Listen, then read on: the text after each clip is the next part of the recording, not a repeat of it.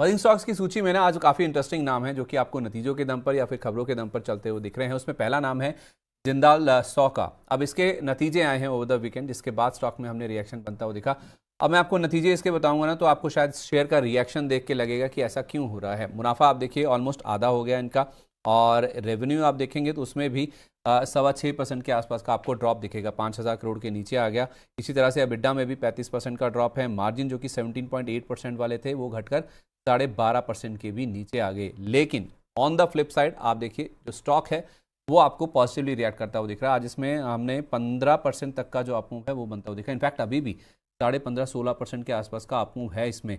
Ma'am जरा इसका chart देख के बताइए। नंबर्स तो अच्छे नहीं है, मैं मैनेजमेंट की कमेंट्री नहीं देख पाया। चार्ट में कुछ इंटरेस्टिंग दिख रहा है क्या? चार्ट में इंटरेस्टिंग है और ओके ये पहले तो बता देती हूँ, डिस्क्लोजर है कि हमने 170 पर आज जिंदल सॉ को मेंबर्स को रेकमेंड कर दिया है सुबह।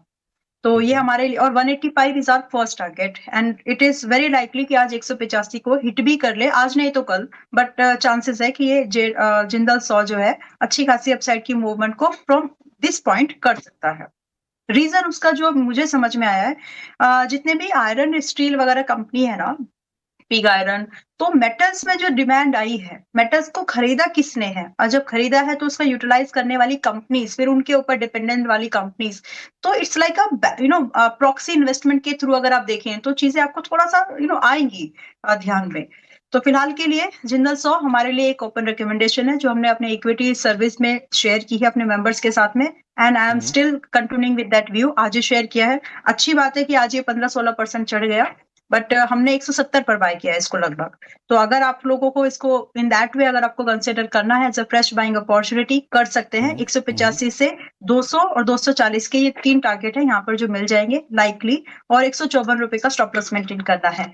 नाउ संदीप जी, एक और चीज, रिजल्ट ऐसे आए हैं बट इसके साथ साथ एक चीज हमको और यहाँ पर नोटिस करना चाहिए।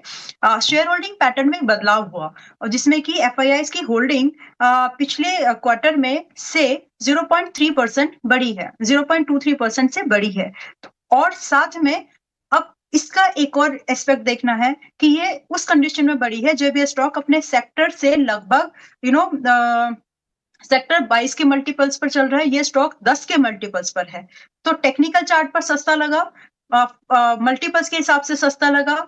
एफएनओ में, इसमें सॉरी, फाइनेंशियल्स इसके अच्छे हैं नहीं फिलहाल के लिए, प्रॉफिट ढूंढेंगे तो मिलेगा नहीं उतना।